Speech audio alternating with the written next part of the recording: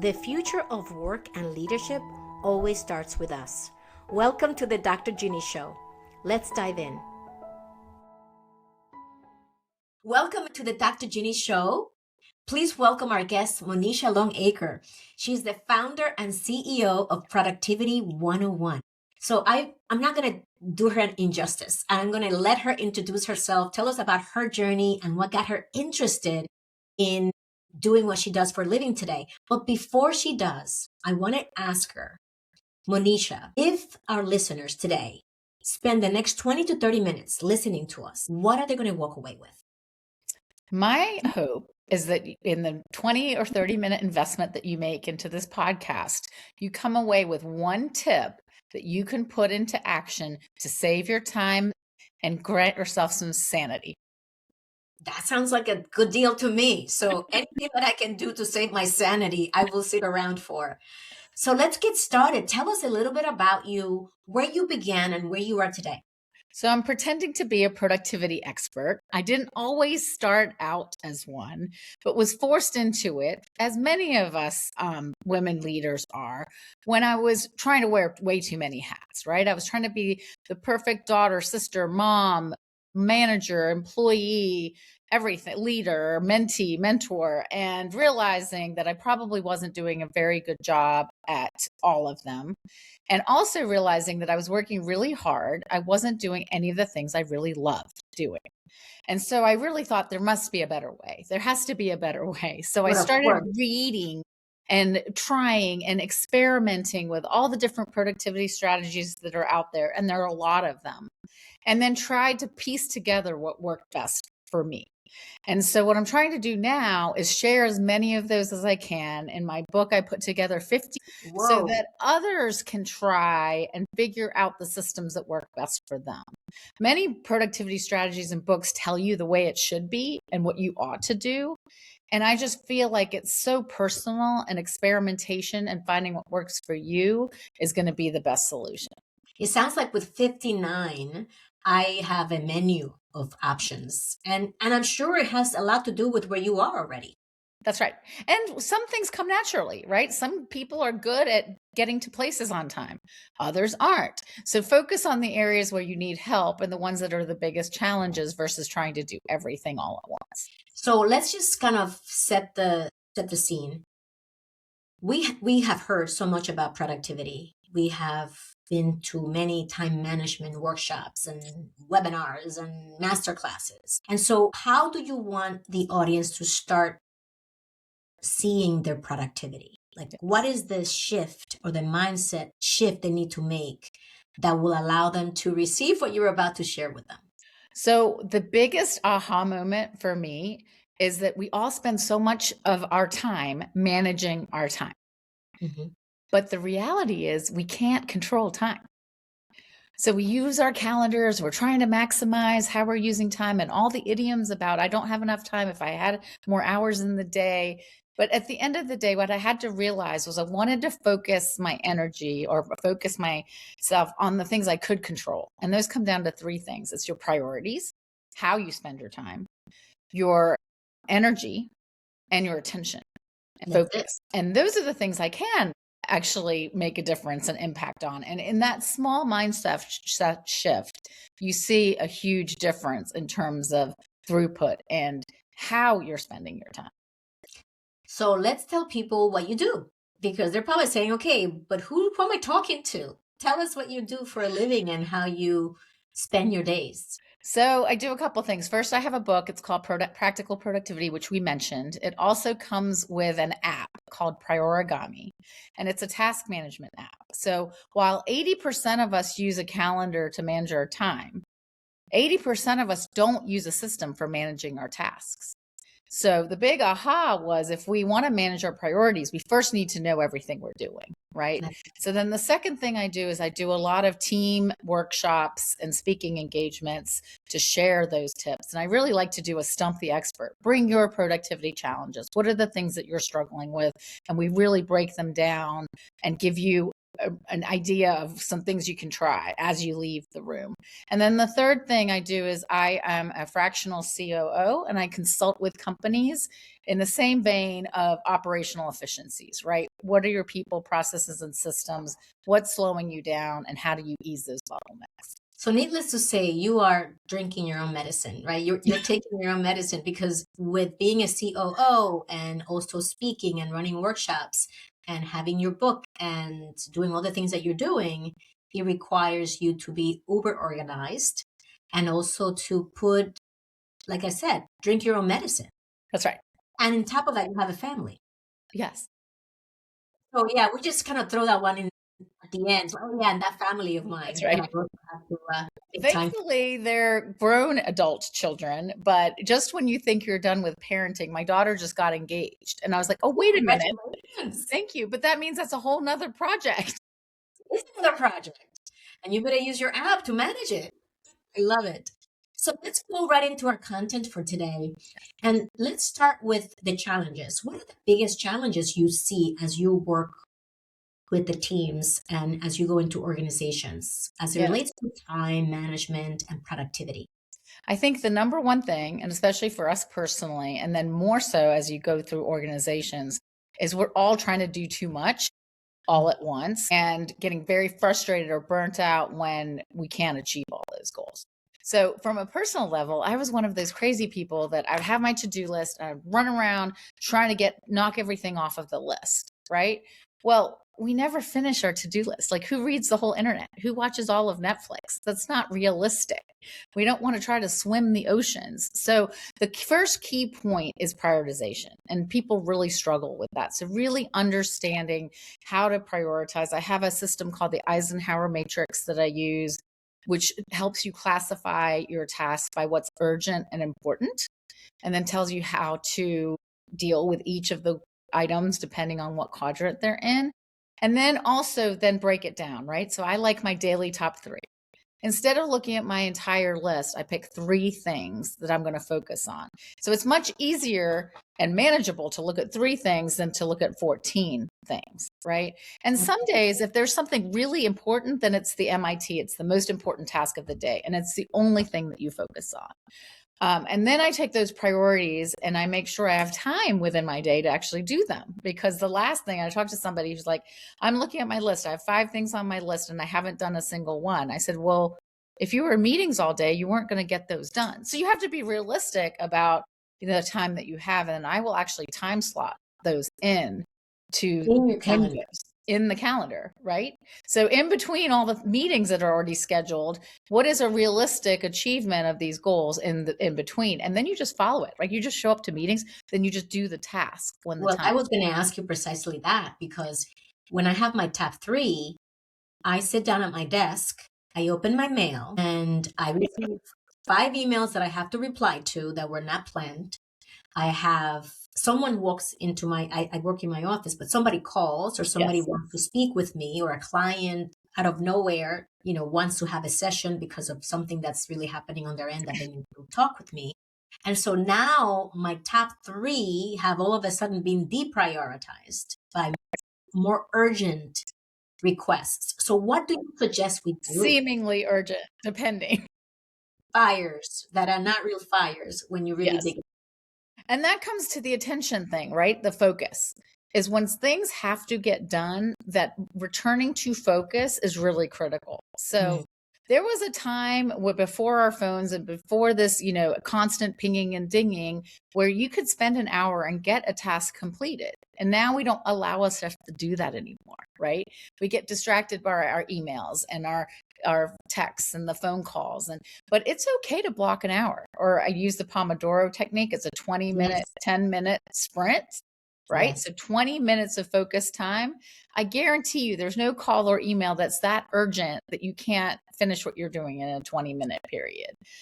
And then the other tip is, if it's something urgent and those things tend to happen, don't block just one time, block 2. So you have a backup slot. And if you need it, it's there for you. If you don't need it, then it's free time. It's like finding money in your jacket pocket. Yes, I love that approach. And when you talk about being able to create the space to be productive, I know I tell our clients all the time to make that 20-minute count, shut down your Slack, close it, Yes. Close your email. That's Just right. focus on the 20 minutes. And then when Yes. you come back, you realize that the world hasn't crashed.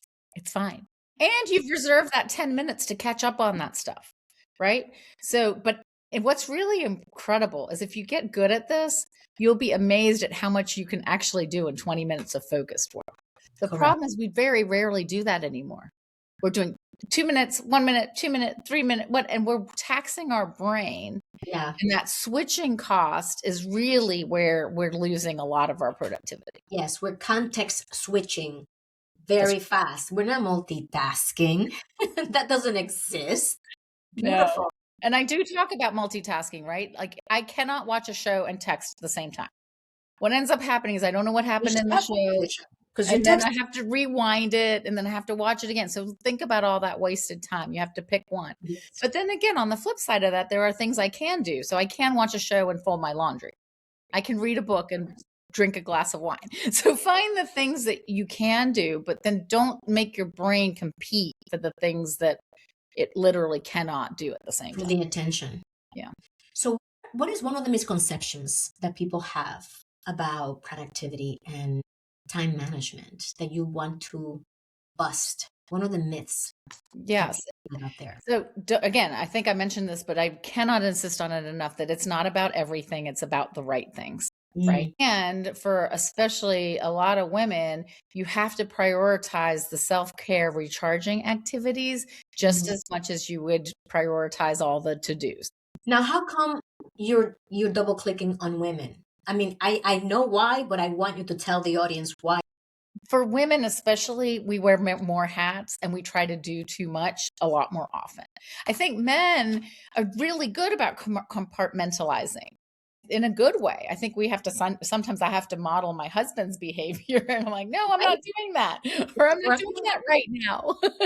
So I sometimes have to learn some of those things because I tend to do the exact opposite. So when I focus in on women, partly it's because I wrote the book and from that perspective, but it's also, I think we have the highest expectations of ourselves in general. And we're trying to wear so many hats and be everything to everyone all the time. And so that's what I'm trying to redefine as productivity is not necessarily doing all of those things, but doing the things we have to do so we have more time to do the things we want to do. And that sounds almost like so simple, right? Okay, choose my priorities for the day, carve out the time, put it on my calendar. I tell my community all the time, if it's not on my calendar, it's not happening. Yes. I live my life by my calendar. And I was actually talking to a friend this weekend and I said to her, let's connect this weekend with Saturday work. And she's like, yes, let's do it. I'm like, what about 10 a.m.? She's like, perfect. And then when we meet on Saturday, I was like, I'm ready for my interview. I said, I realized that I was treating our getting together like we were having a work meeting. Both of us agreed. Ginny, that's how I am too. Yeah. If I don't have it on my calendar to meet and speak with you at 10 a.m. on Saturday, guess what? I'm going to be doing something else. So I want people to normalize that putting things on your calendar, sometimes it gets a bad rap because we think, I want to be spontaneous. Well, guess what? Yeah. There's going to be no spontaneity if I'm not around, if I'm not available. So I want to give myself some guardrails for success. Yeah. And so what you've defined or just explained is your system, right? You have found a system that works for you, you use to manage. And that's what all this is about, is find those systems that work for you. Use them when they do. Leverage them for the rest of your life. And if they don't work, like some people don't like to be overscheduled. They don't want to be run by their calendar. Well, then we have to find other solutions that will help them feel a little more spontaneous, but still feel like they're getting things done without chaos. And I have to say, I don't feel like my calendar owns me. I feel like I own my calendar. Yes. Right? Because when somebody reaches out to me, I check to see what's my priority. And if I'm busy during that slot, I say, no, great. I can see you on this day in this time frame. What works for you? And so I am no longer reacting. I'm now responding, which gives you such a great sense of agency. Yes. And that's exactly what it is about, is if you don't find the systems that work for you or the processes, the day runs you versus you running the day. And so it's really about finding first identifying where are the struggle points, where are your pain points? Is it time? Is it priorities? Is it setting boundaries? Is it, all of those different things that kind of are our pitfalls that get in our way? And then trying one or two or three of the different tips to say, okay, what is the way or the strategy that I can overcome that and not have it be an impediment in my life? I know we're talking about time, productivity, time management. From your perspective, though, what leadership competencies do you see are the most critical? Yeah. So one of the things I had to learn, but as a leader now has become so important, is role modeling. Right? I think one of the biggest challenges for me as a young employee was feeling like I had to do all of these things all of the time and be available and really trying to then understand balance. Whereas now as a leader, I feel like role modeling those behaviors is so important for my team, right? So one example is I try to walk 2 or 3 times a week. And that is a no phone zone for me. So I do not have my phone. I don't have it for an hour, and I put it on my calendar. And everyone knows that's the hour that Monisha doesn't have her phone. But that mental health break, getting outside, moving, like there's so many positives. Not having my phone gives me so much energy for being productive the rest of the day that investment of time is valuable. But the most valuable thing is I've just shown my team that this is okay. It's okay to have those times where you recharge, you reset, you take a minute. That's true. And then what they've learned is not to call or text during that 1 hour. Well, right? if you can. For an hour. And And just then walk them twice. they'll come after. and Right afterwards, it'll come. But it's helping them see and then train has helped me take Yes. time. I'm going to give you another example that is incorporating the walk. And my client just shared with our community. We meet once a month, those who have been in our mastermind cohorts. And she was sharing that she has a standing Tuesday and Thursday meeting, Yeah. 30 minutes with her team. And it's a move and talk. Yes. meeting.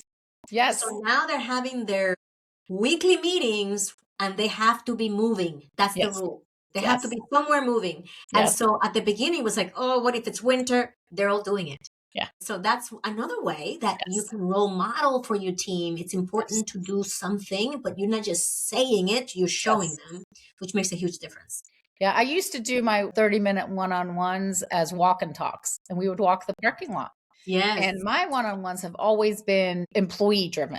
So this is my time for you, but Yes. you set the agenda, you come with questions, and we would walk the parking lot and go through their list. I like that. I enjoy that. It's like, killing two birds with one stone. Not that we want to kill any birds. No.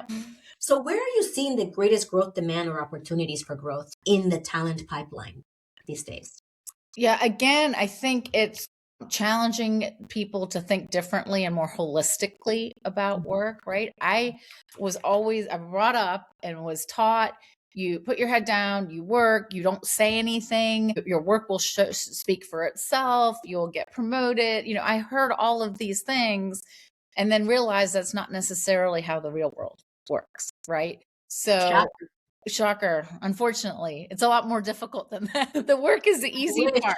But I really think, as leaders, we need to look at holistic employees, right?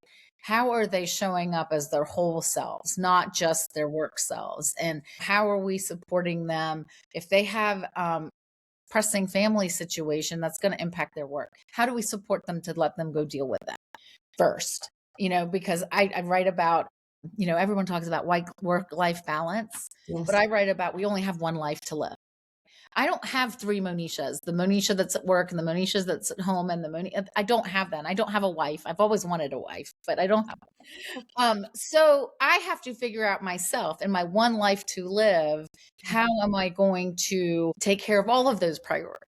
And I think one of the things that we can do as organizational leaders is not only accept that, understand it, but then embrace it and figure out how can we be there for our whole employee. I wholeheartedly agree with you. And that the role modeling plays a big part in that.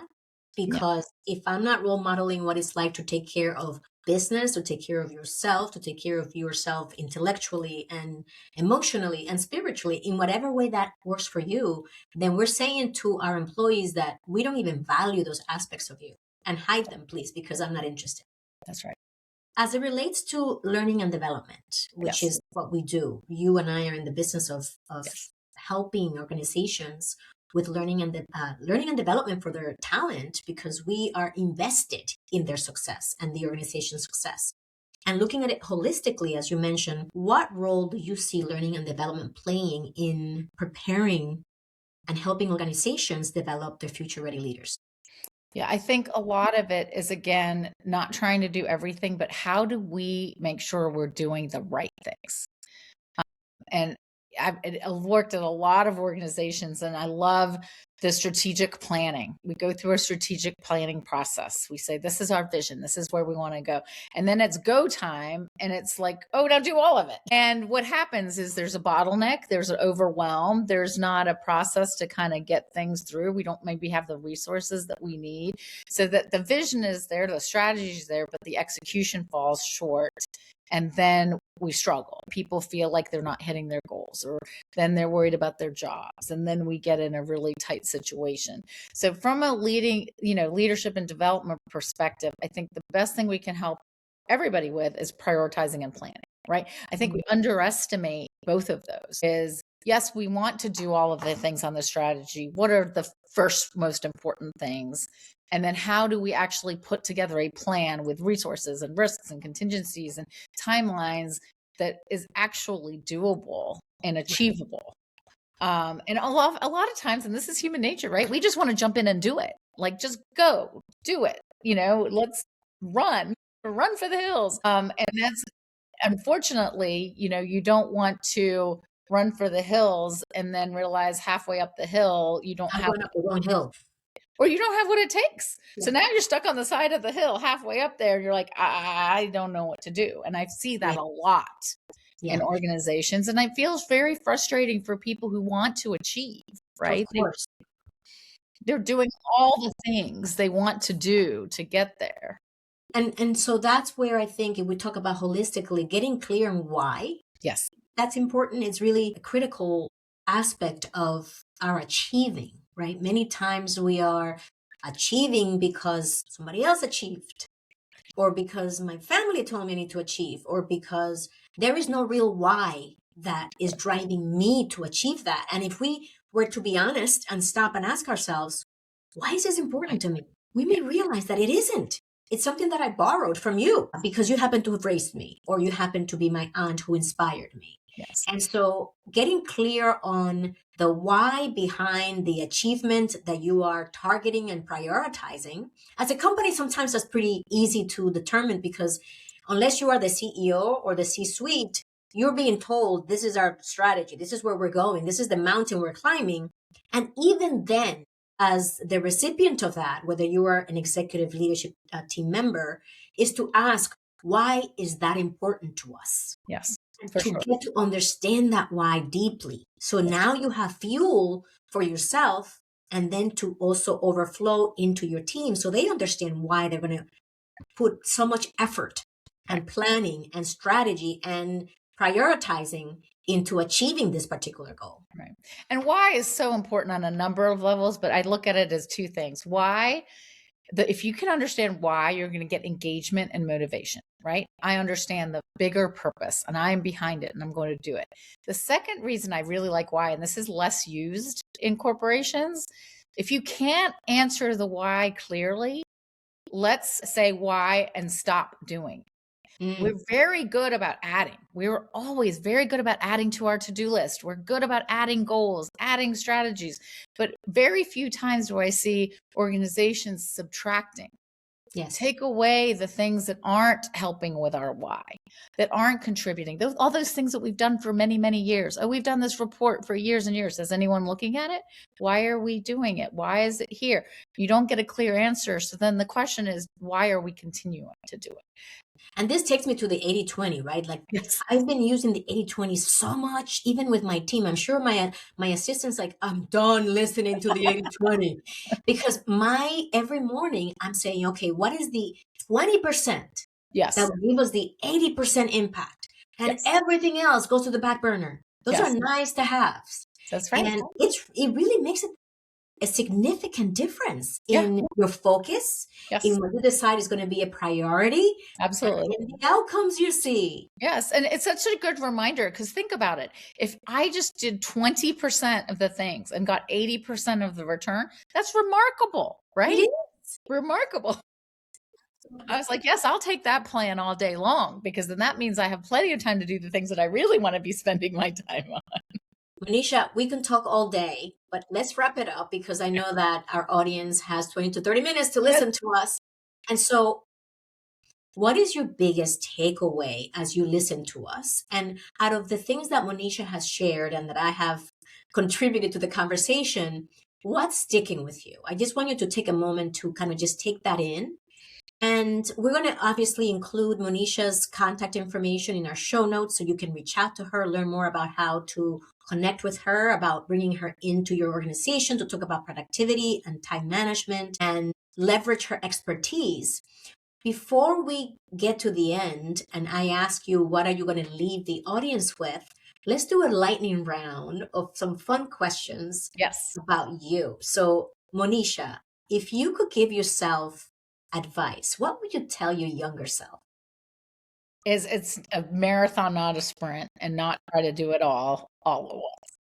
Yes. And it took me a long time to learn that lesson. And but it's one that I hold dear now, is making sure that I'm prioritizing the things that really matter and let the other stuff go.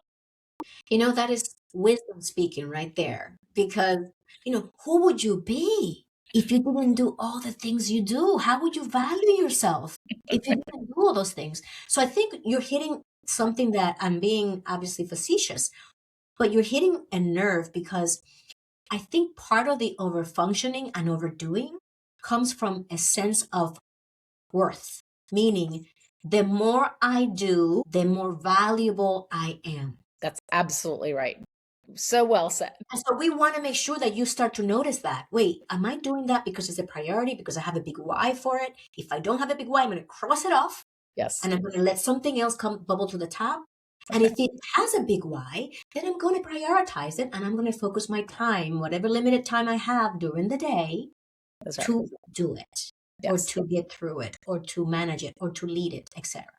Right. So it's like reframing, and I'm not checking everybody else's boxes. I'm taking the time to understand what my boxes are and making sure I'm focused on checking those boxes. Right, with a strong why for each of Yes. them.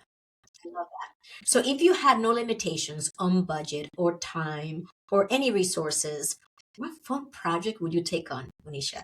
So one of the things, I thought about this a lot, and one of the things that I really believe in for just career development, personal development, is never let yourself get comfortable.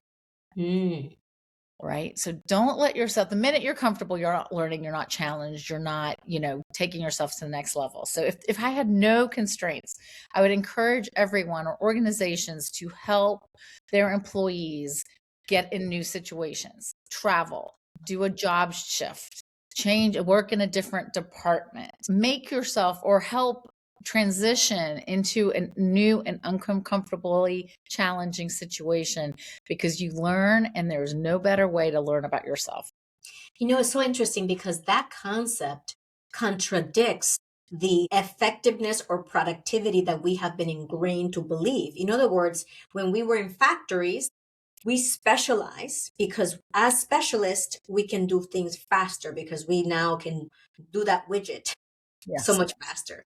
Yes. And as humans, doing the same thing over and over where we're not growing, when we're not contributing in different ways and adding value in different ways, then we get bored, we Yes. get disengaged, Yes. we check out, and we're in this robotic mode that doesn't lead to innovation, Innovation. engagement, productivity, performance. Yes. And so it's what you're saying is makes so much sense to me and to the human experience. Yeah. And based in economics and economies of scale, it's like, no, don't do that. Don't do that.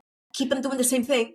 And so the question is, what kind of talent do you have? Do you have robots? Well, Some of us will very soon. Do we have Yes. robots or do we have humans working for us? Right. And as humans, how can we elevate the human experience? I know for some of my clients, they have rotations, they have special assignments Yes. where you go work in a different group Yes. while doing your job sometimes, but you get exposed to different areas of the company. And Yes. that's another way to, in my view, to cross-pollinate, where you get Absolutely. expose your clients to different environments within your company so they can actually even decide to change pathways Absolutely. inside and you don't have to lose them. No, it's a win-win for the organization, for the individual, in ways that you don't even realize until you do it. What you bring back to the table, how you've grown, how you've challenged yourself. I mean, there are just so many. And unfortunately, it's still few and far between the organizations that are doing that on a regular basis. It is. But I've never heard a company tell me that that's not a great program. No. And usually the employees stay a long time. Absolutely. Because I can tell you from my clients' experience, 30 years is like the average tenure. It Yes. is insane how long people stick around. So our last lightning round question is, what is the best piece of advice you've ever received? No pressure. The best piece of advice I ever received was I was at a company and I was, thinking I was all that. And I was told that an employee in a company is like a hand in water. And the minute it's removed, it was like it was never there before. And it was extremely humbling at the time. Zing. But it allowed me to let go. Oof, that landed. That landed. So many of us in some ways are resentful when we put so much time and energy and sweat and tears and love into the work we do. And then Absolutely. there's a reorg. Yes. And it has nothing to do with you. It's not personal. This Yes. entire department is being outsourced, or this entire department is now being reallocated. And he was like, as if all the work you put in doesn't gone. matter. Because it isn't personal. It's No. business. Yes. And so people feel so resentful Yes. about, I'm never doing that again, which is the completely opposite reaction. It's like going to the other end of the spectrum of disengagement and disenchantment, and I don't care, Yeah. which is not healthy. No. So we're not recommending that at all. However, I think this whole conversation today is bringing to light that we all have the same hours in the day. Yes. And that we get to choose where we put our priorities, our attention, and our focus. That's right. And that's really what's going to drive how we float or panic or white knuckle our days. That's right. And so, Monisha, before we say goodbye, what is your last message for the audience who's listening to us today? Try one thing to make your life easier for you. Yeah. Just Whatever one. that is. Just try one thing. one. Yeah. And of course, I would invite them to look at your book. Yeah. Productivity. There are 59 you can choose from. Just pick one. Pick one. Practical productivity. And out of 59, I'm sure you're doing some of them. Consider which of the 59 will serve you best. Yes. And then let us know. Yes, I love to hear which ones work. Well, thank you so much, Monisha, for being with us today. Thank you for being with us. We appreciate that you took the 20 to 30 minutes to be with us. Yes. We don't take your time lightly. So I appreciate that you decided today, I'm going to listen to the Dr. Ginny Show, get some golden nuggets, gain some insights, in this case, some tips from Monisha on productivity and time management, and that you are able to share this with your team and share them with your colleagues and your network on LinkedIn so that they can also benefit from this. We will see you at the next episode. Until then, live with purpose, live with joy, and thank you so much, Monisha, for being with us. Thank you. If you enjoyed today's content, I appreciate your review so others can find us, and share it with your friends. And to stay in touch, join our community to receive valuable strategies and expert advice at drginnybaro.com. See you soon.